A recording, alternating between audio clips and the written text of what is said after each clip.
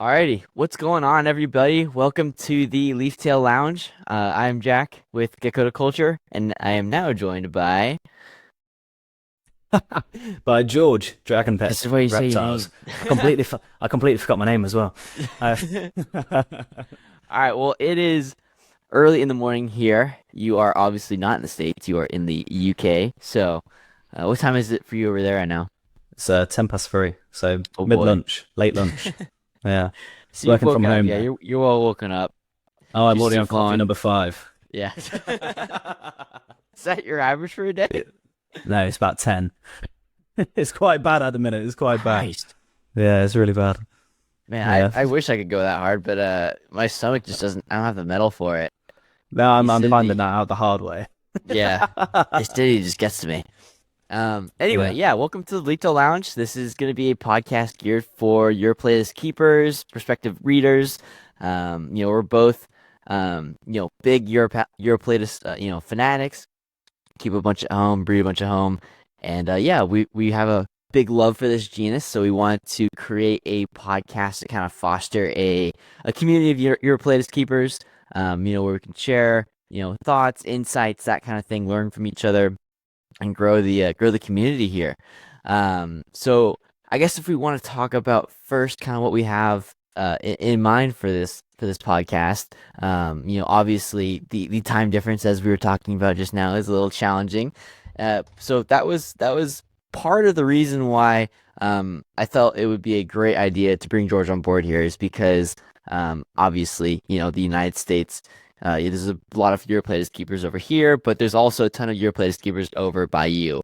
So I Yeah, thought it'd there be a is. great way to get a lot more reach as far as the guest audience, if we had, someone from the States and someone from the UK, both Yeah, going yeah. into their own Uroplatus hobbies. So I thought that would be a really cool thing. Um, so yeah, if you want, yeah. So I guess if you want to talk on our like rough plan really quick, and then we can get into some of the details about what we got going on at home and all that. Yeah, of course. So I'm building up my collection again. It's a bit bare roots. What's it? Brass roots now, whatever you want to call it. Starting back up, but there's a few people in the country in the UK keep Europlate. It's not many people keep them really, even though our climate is kind of like perfect for them really.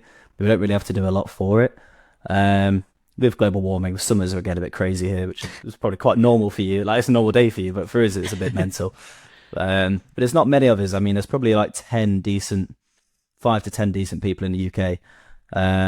So numbers here are a bit limited because I think people have that kind of perspective about Europlates like glass. They're very fragile. They're too scared to get a bit hands on, but I think they're just as simple as a crested gecko, really, with the right kind of thought behind it and a bit of preparation. A lot of people get like reptiles, don't they? Because it's a last minute. Oh, it looks so cool in the shelf, and you get it home, and then it's like, oh bugger, it's dead now. It's like I could have done that a bit better if you just did a little bit of planning, And I think it's kind of got a bad rep, but I think we're Yeah. gonna, yeah. So like Jack was saying, I'll speak to people in the UK, maybe Europe. You'll speak to people in the States, and then every month or so we'll have this like kind of a little rendezvous, and we'll catch up with each other and keep each other up, and not go any sleep and talk about geckos for a bit.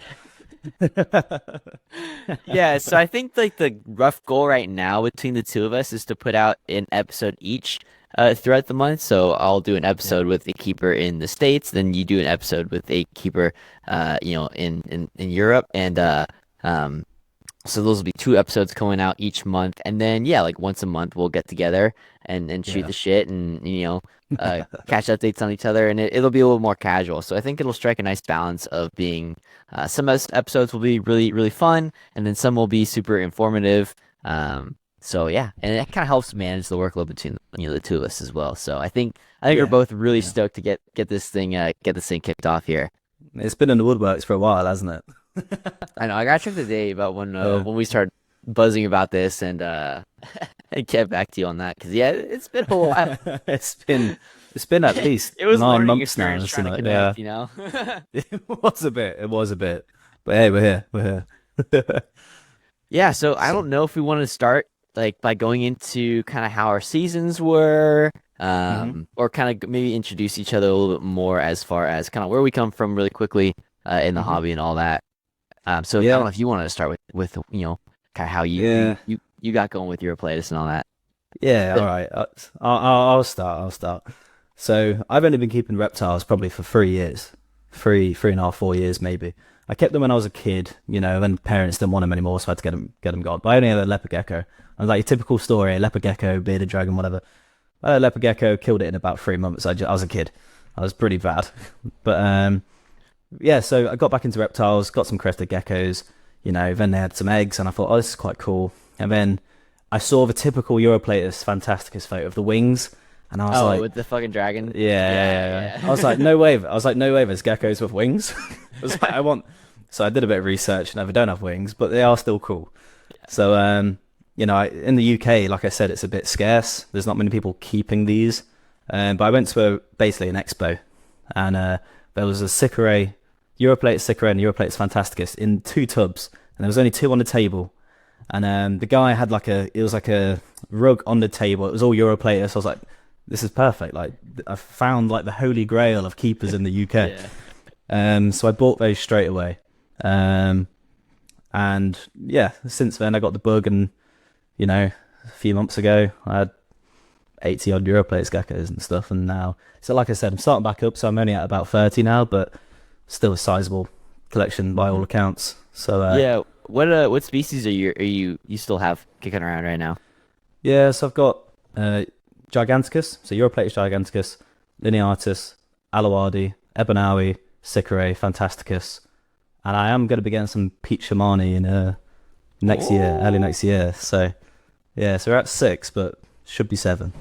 Oh yeah, we're gonna have to get into that because I've been banging my head against a brick wall here pretty for the last 6 months with those things. So Really? well, that'll be the subject of many a conversation between the two of us once you hop on some of those because Definitely, yeah, definitely. they're cool. I guess you got a Loudy, so that's similar. So Yeah, they're similar. They are similar, but they're too young to breed yet, so I haven't got into that yet. But they're cool okay, to look at. The yeah. male hates me, hates me, hates me, hates me.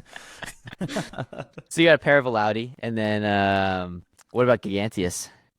Only a pair, but Only they pair. are Yeah. first year introducing. Um, I think they're both CB 21, Hmm. so they're both 4 years, nearly 5 years old. So they're Okay. good to go. They're Yeah. bloody massive. They're wicked. I can't believe how big they are. Yeah. But That was um, so I that was kind of me when I first got my Fimbriatus really recently. yeah. It's like, this one that everybody like, jumps to is Fimbriatus, but like I didn't start with those. I started with Sakura a while ago. Yep. Yeah. Um maybe maybe like 3 years now. Nice. Yeah, I'll have to Okay. check the date when I got my first pair of Uroplatus, but I think it was Sakura that did it for me. I think I was working at a pet store in college. Okay. And Cool. yeah, I was kind of going through like a collection retool. I had a heat wave come through, and I used to be really into dart frogs and all them, Yeah. but I had a really gnarly heat wave come through, and PG&E, the power municipality, shut the power off Yeah. at the very wrong time. So I came home to my room being like 95 something odd degrees, and Oh my cooking. God. No. Yeah, frogs too. No. It was awful. Yeah, so that kicked me out of the hobby for a little while. I I was pretty bet. bummed I on bet. everything, and then I started working Yeah. at a local fish and reptile store, and throughout college, and he brought in a pair of wild caughts, still here Yeah. with me today. They're Sweet. my longest Sweet. tenured animals. Maybe Nice. Nice. 3-ish Nice. years now. I gotta check the date, like I said, but yeah, I've got eggs from them, babies from them, and all that throughout the years. So it's been pretty cool messing with those. But yeah, I started with that pair, and it was kind of like a life-changing moment when you see that thing in person. It was kind of nice Oh because yeah. at the store Yeah. Yeah. I could kind of like mess with them, see what they're about. Before I jumped into it, I was like, yeah. Every day I'd come in, and that first thing I'd go and look in that cage and check them out and all that. And yeah, it snowballed since now up Yep. to a bunch of Sakura, bunch of Ebanawi, Nice. Lineatus, got a few groups of those, Henkelai as well, and then Fimbriatus and Peachmani. So that's Sweet, the, man. the Nice. species list right there. And yeah, like you're saying with the size of the Giganteus, that was kind of what I experienced with Fimbriatus. Like I had Henkelai for a little while, Yep. and then I got Fimbriatus. I was like, holy shit, this Oh is yeah. actually Yeah. massive. Yeah. I used to keep Henkelai, and I was like, the Giganticus is going to be the same. They'll be the same thing. No, they are Yeah, like no, double. yeah. They are like they're It, bloody huge. I like on the spectrum of Sakura Hmm. to Fimbriatus giganteus or not. Hankalai are definitely closer to Fimbriatus and that Yeah. side of the spectrum, but it's still like a sizable jump. Oh yeah, Um, I saw a Frimbriatus post put up the other day, and I was like, yeah, I never hold mine really. So when I saw that, I was like, yeah, you forget how big they are, don't you? They're yeah. fucking. My female bit me yesterday. I've never been bit by anything, and well, Europlayers wise, and she Yeah. bit me. I had some food on the tongs, and she went to go take it, and she completely missed and just chomped on my thumb. I shit myself. I won't lie. I did jump out my skin. You ever had one scream at you? Yeah, yeah, that's Yeah. terrifying. Yep. First time hearing that, you're like, what? Yeah, I hear it. I'm in bed and I hear screaming. I'm like, what the fuck is that? There's geckos going at it. They hate it Yeah. sometimes, but So I used to keep Lineatus in like 2.2 groups and whatnot, and oh, the first okay. day I heard Lineatus scream, I was like, and then it was the two males that were jawing at each other. I was like, okay, Oh, that's really? that. Because I've heard from some keepers that over here, a couple of keepers I know keep um just large groups of Lineatus in really large enclosures, and they have success and all that. But Oh, cool. um, and I had success for a while too. I bred them that way for the first time in a big, a big enclosure in a 2.2. But yeah, I walked in one day with a headlamp. I was like, oh, I'm gonna go check out the geckos, and I just hear like this, "Rah!" and I was like, oh my god, It is terrifying. You don't yeah, expect it, but yeah. I've you do really taken. well. Sorry, go I'm on. surprised you haven't been bit by. I'm surprised Giganteus was your first bite because man, you got Mm, Lineatus. Like, those things for me are the absolute devil. really? Mine are Mine are awful. all right. Mine are okay. Mine are okay, but they have a bit of a bite, don't they? Yeah, Like yeah. every now and again, they fucking scare me as well. I know it's the one I least like messing with. I think is Lineatus because of Yeah. they seem to be the most suicidal of the Uroplatus in my opinion. Where like Okay. they'll just like go fucking limp and just send Really? themselves into the abyss. Yeah, because like I guess something that was cool that I started picking up on is like they would jump or like every time they go into like their flight mode they would jump and then they would catch themselves on something with their back legs and then they just like bring their front legs in and then go Hmm. super straight and then just start Hmm. flapping in the wind, like Yeah, a yeah, dead leaf. It was yeah, really yeah, yeah. cool to see. It's like actually one of like maybe like one of the like only like real like evasive like escape strategies out of any of the Euro players maybe. Yeah, yeah, yeah. Or like true Possibly. ones like where they like okay I'm gonna jump and I'm gonna turn into a leaf here. And then Yeah, yeah, so like I don't know if any of the other ones do anything similar. I think they all just jump and run or jump and yeah, hop. yeah. That was They're another thing that frogs. was Yeah. yeah, that was another thing that was shocking to me is seeing a Fimbriatus haul Oh ass yeah. across the floor. I was like, oh my god, this thing is turning on like a rabbit. Yeah, yeah. They're rapid when they want to be, but they do hop. You'd expect them to run, wouldn't you? But no, Yeah. they're frogs. They are No, yeah, frogs they with they tails. bounce around like a rabbit or a frog. It's like a toad or something. I was like, oh. Yeah, but you do really well with the lineasis, don't you? Yeah, no, we had a good season. Yeah, There's yeah. definitely some things I want to clean up next year. Mm-hmm. Honestly, a lot of my success was from one pair, so I gotta figure out, Ah, okay. what's going on with the others.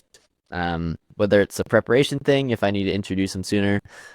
But it was a lot of like one pair did really, really well this year, and then the other Mm-hmm. pairs I got like one clutch, or one or two, one maybe one-ish Okay. good Yeah, yeah. clutch out of all the rest. Um, Fertile clutches, they're all fertile, but Mhm. the egg quality wasn't great. I'm not too sure what happened Sure. there. But I don't know if it was lack of calcium or something, or if I need Okay. to um maybe look into like where they're laying them. I guess yeah, no, so one group I had I think two, three good Hmm. clutches. One of them fell out of a plant by accident. Super bummed about that. Yeah, And yeah, those cracked, and I saw the embryos, and I was like, ah, shit. yeah, Um, yeah. and then I got another good clutch out of them, and then like yeah, after that, the clutches just started to be like I don't know, malformed or like they be like Okay. instantly dented. Um, Yeah, yeah, yeah. but in the way where it's not just the way it's folded, it was like desiccated a little bit. I've Hmm. also Hmm. had some where the eggs have almost looked like they've had like a pilling to them, like where they've had Yeah. little craters almost. Um, and like the eggshell just looks very like not smooth, if that makes sense. Like you know what a linearis egg, it's like it's a gumball, but like this was like a melted gumball almost. Oh, okay. But it was Okay. fertile, like it had an embryo, so I think it was probably calcium if I had to guess right now. Yeah. So Yeah. I'll probably just tool those females really heavy on calcium going into next year. Um, Sure. and Do hope you give that yours helps. snails at all at any? Do you give them snails ever? Every now and then I'll get some Yeah. in and doses out. Old trick I learned from a friend is that you can actually like deworm those things. So like I'm like a little Okay. sketchy about like I don't just catch these out of the wild or anything. Hmm. Like I do buy them from somebody that breeds them, but still it's like you don't really because they're not really like a reptile person, so you don't really know Yeah. 100%. Like I've talked to them and made sure that everything they say is that they're breeding these themselves, they're feeding them good food, organic stuff. They're not using anything funky on them. Hmm. But I learned you can actually like deworm them with like bell peppers and like pumpkin seed. Cool. Okay. I'll remember Yeah, that. if you look up Yeah. a snail dewormer, Hmm. I guess it's like an old like cricket trick as well, is where you can use like bell peppers to deworm crickets. Um, Sweet. Okay. That's it's a kind of handy a one. cool tip I learned. I was Yeah. really it was like a natural dewormer. It was interesting because I know that's like the one thing with those is that they can come in with like nematodes and worms and a whole Hmm. host of funky things that you really don't want to give to your animals. But Yeah. um, Yeah. some of So mine are absolute menaces when it comes to some snails. oh yeah, they love it. I buy kind of like 1 day to 7 day old giant African land snails.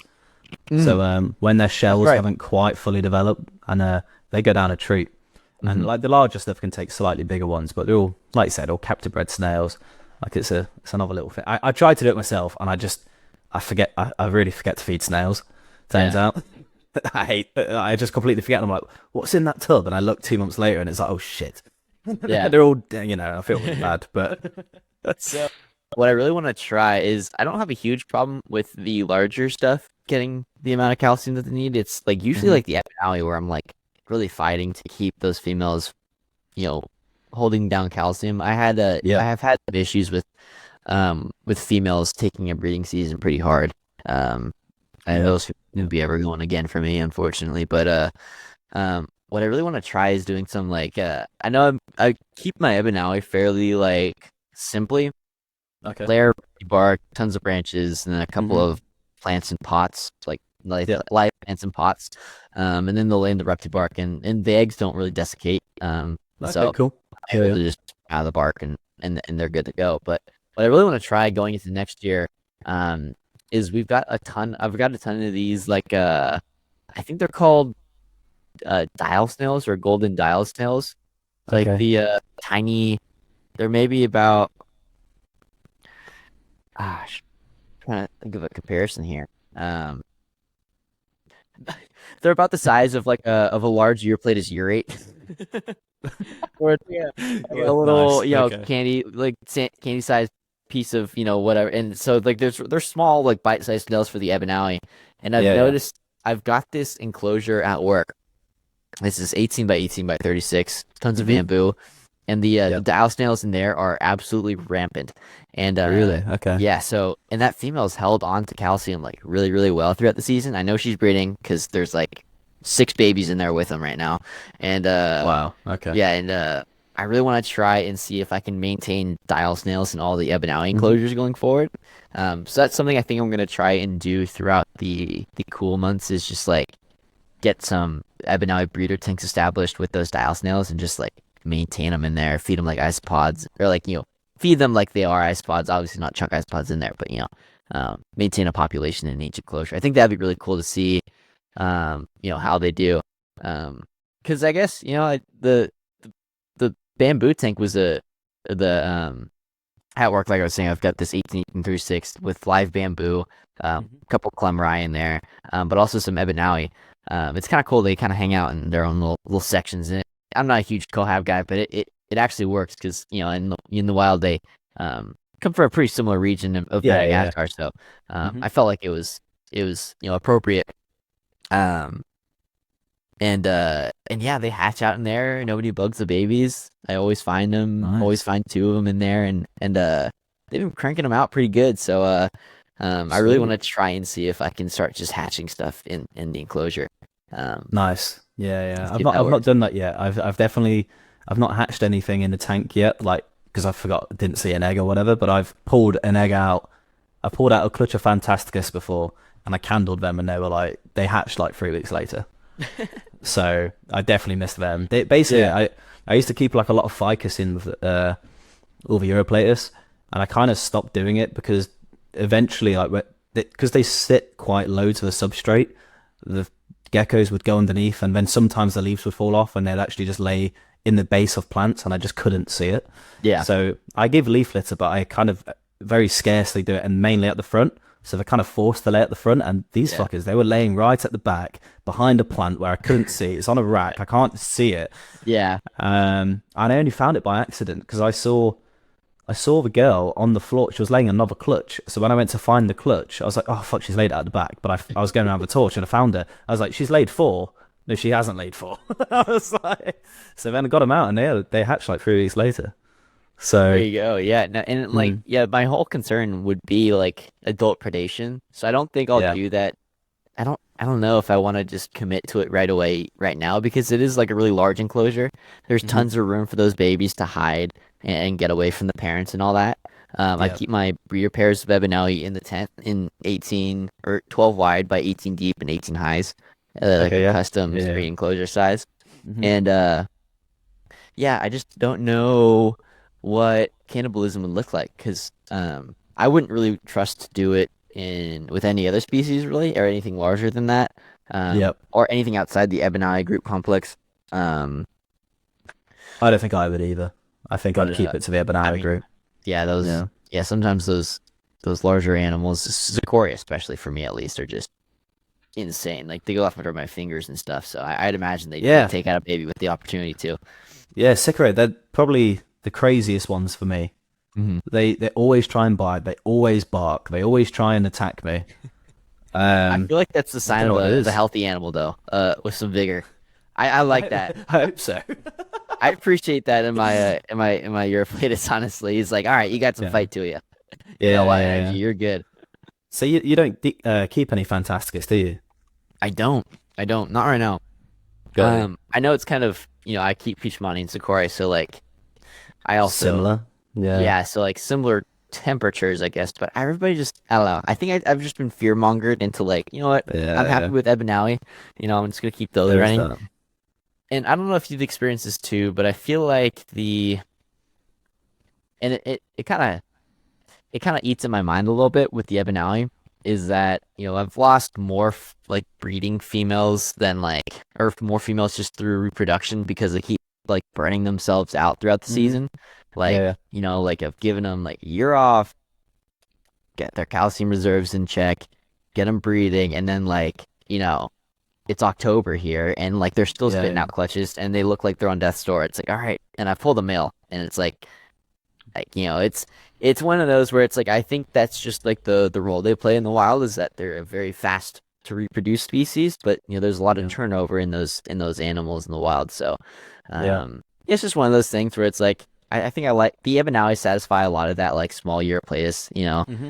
itch for me. They're really fun to play with, and I've got a couple groups now, and um, they're throwing all kinds of different patterns and colors and all Yeah, kinds yeah. of cool variations. So I get a lot of that same enjoyment out of them, Hmm. like I would do with a Fantasticus, but um, just a little bit easier. I think they're a little bit less to worry about as far as temperatures go, just from what I hear from people. Yeah, they can definitely take it a bit warmer.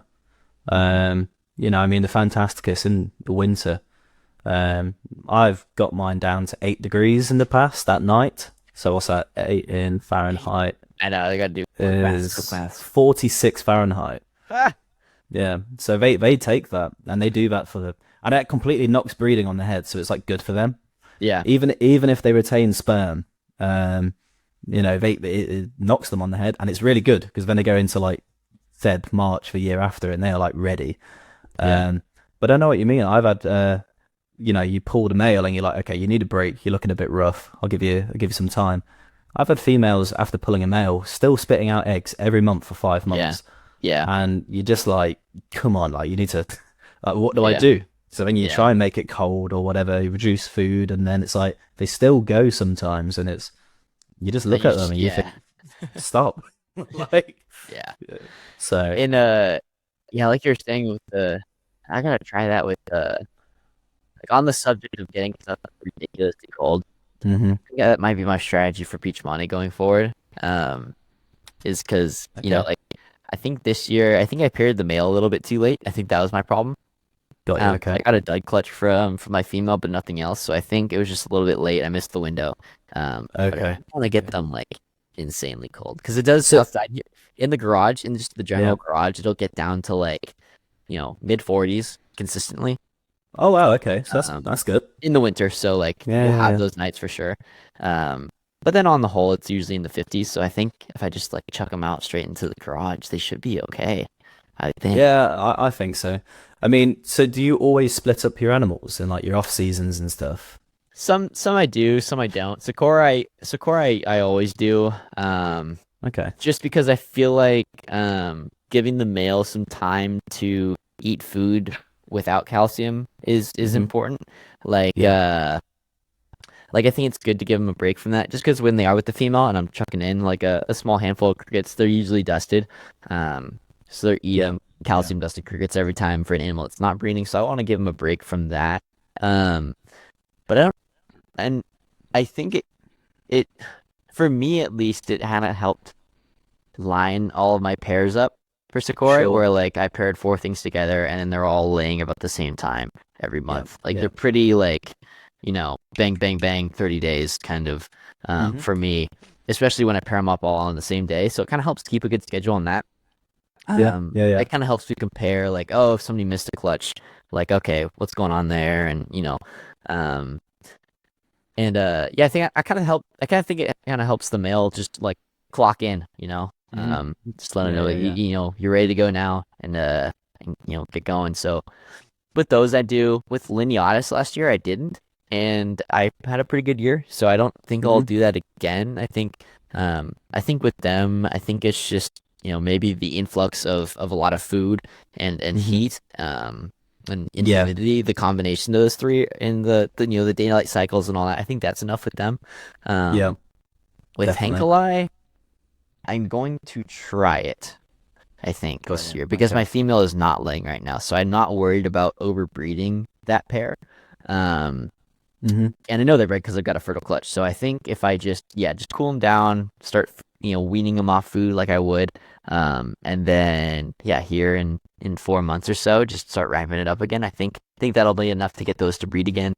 Um, and then let's see what else. Peach Monty I did separate just for the same reasons as the Sakura. It just doesn't make sense to give non-breeding or non-egg producing males a ton of Yeah. calcium Yeah. crickets. And they're weird. Like I feed them maybe like right now I'm feeding like two crickets a week. Wow. So hardly anything. And Wow. I'll send you pictures of my female. Like she is like she's a little rotund and quite Yeah. Yeah. round and I'm not worried about them losing body mass or anything like that. And I think for me, or in my opinion, I think that's what a lot of people fuck up on those is just the overfeeding. They feed him like a Sakura, um, and they just put fat on like nothing else. It's hmm pretty crazy. I don't even know if Loudy do it. I've never kept a Loudy like a hmm but so I can't say for sure. But Yeah. I feel like I've seen a lot more fat Peachmani on Facebook than I have fat Loudy. So I almost wonder if there's a significant difference in that, and that's where people fail a lot with those. Is just cranking food in them. Yeah, I think it's a common thing though, isn't it? Everyone gets scared like not feeding Mhm. their animals a lot, but really they need to kind of like a fat animal just will not breed. And a Yeah, fat female will just be unhealthy and lay bad clutches or she'll die from weird complications in birthing basically. Well, laying, yeah, not birthing, but yeah. it's yeah, I think with the lineatus, going back to that, it took me from when I got my pair. They were wild caught the first pair I had. They took 11 to 14 months to go to actually give me any eggs. It took me ages, and I was trying every trick. And then I figured I was keeping them too cold, so I put them in the same room as my tree monitors and increased humidity, food, and obviously the heat went up. And I got a clutch literally 32 days later. Yeah, They yeah, locked within 3 days of the change, and then I got X29 after. It was like, yeah. I mean, and there they was a went every month. wild caught pair. Yeah. Yeah, so I feel like with my lineage, especially when I started with wild cuts as well. Or, Hmm. and yeah, it just took a while for them to get settled. It like took like Yeah. 2 months for them to meet, or 2 months for me to even see them eat. Like I had to go away on a trip and set up a Wise camera to see them actually like hit food. And it's not the Yeah. case for everybody. I've since got lineage pairs in, and they've smacked food that night. But for some Yeah. reason, my first two pairs that I got in, like they had me stressing out a little bit, and Yeah. Yeah. Yeah. they weren't settling. It seems like the big leaf tails take a sec to settle down whenever they get into new environments. Um, Yep. Yeah. they The they seem to get a Giganticus little for moody. me. Yeah, the Giganticus right now, I feel like they're still not settled, and they're going into a different tank tomorrow. So I Hmm. feel like it's just going to reset that clock again. I might actually keep them separated until the new year. Hmm. Then put the male into the females, give her a bit more space, let it relax.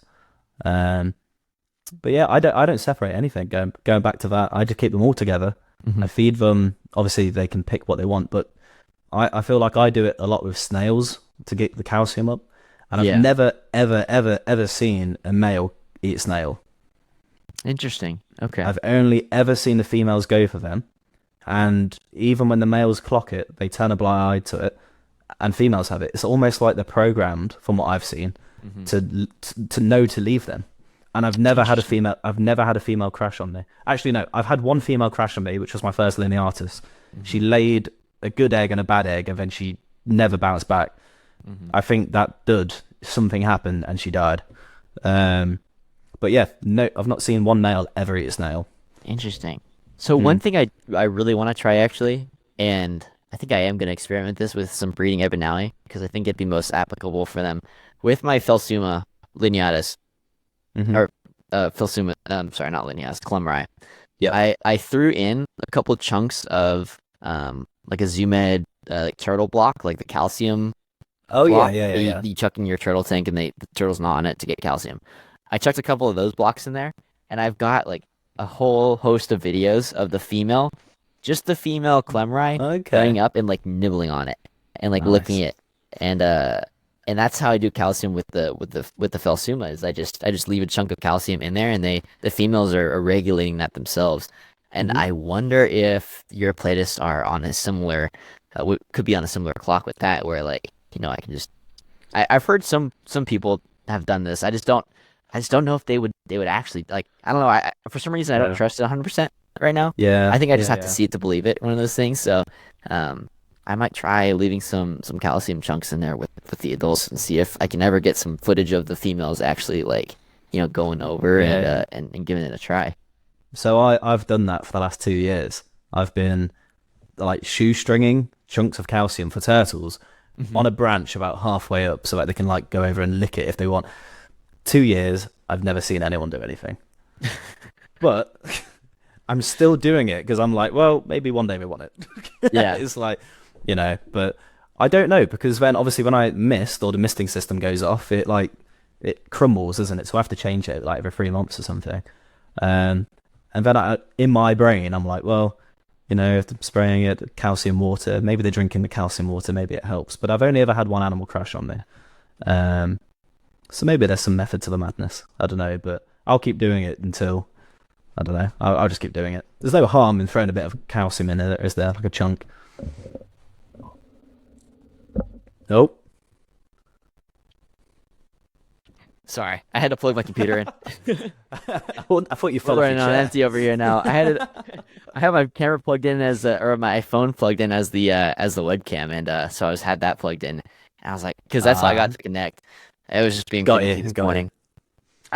But yeah, no, yeah, we'll have to continue this conversation on in the next, I guess, in the next monthly update. We're gonna try. I guess that's our goal is we're gonna try some calcium things.